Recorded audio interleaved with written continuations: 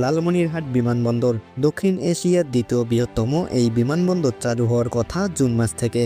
যেহেতু জুন মাস পড়েছে, তাই বিমানবন্দরে পরীক্ষামূলকভাবে একটি বিমান চালানো হলো আজ। সফলভাবেই বিমান চলেছে লালমনিরহাটের পরিত্যক্ত এই বিমান ঘাঁটিতে।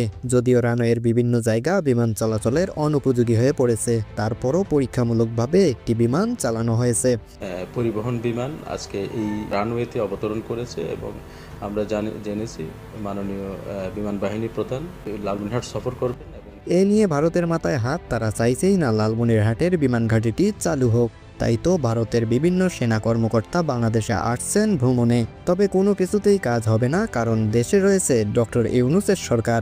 এই সরকারের ওপরে কথা বলার মতো দুঃসাহস ভারত দেখাতে পারবে না। ডক্টর ইউনূস জাপান গেছেন বাংলাদেশের জন্য সহায়তা আনতে, কিন্তু এই সহায়তা ঠিক কোন কাজে আসবে তা কি আমরা জানি?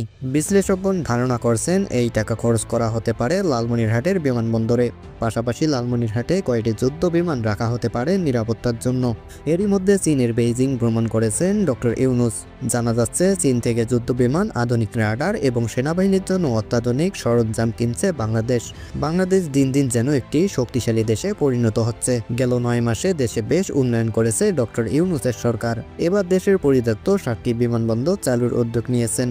এর মধ্যে সবচেয়ে আলোচনায় রয়েছে লালমনিরহাটের এই বিমানবন্দর। তাই তো এই বিমানবন্দরকে একটি নতুন রূপ দিতে যাচ্ছেন ডক্টর ইউনূস। এবার পরীক্ষামূলকভাবে একটি বিমান চালানো হলো। আগামী কিছুদিনের মধ্যেই বিমানবন্দরের প্রয়োজনীয় সকল কাজ শুরু করা হবে। জানা যাচ্ছে ঈদের ছুটির পরপর এই বিমানবন্দরের কাজ শুরু করে দেবে এবং 2026 সাল নাগাদ এটি আন্তর্জাতিক বিমানবন্দরে পরিণত হবে। এটি চালু হলে এই অঞ্চলের অর্থনীতির বিপ্লব ঘটবে, যা আগে কখনোই ঘটেনি। সেই সাথে শিক্ষার ক্ষেত্রেও বেশ ভূমিকা রাখবে এই বিমানবন্দর। বাহিনী টিভি, লালমনিরহাট।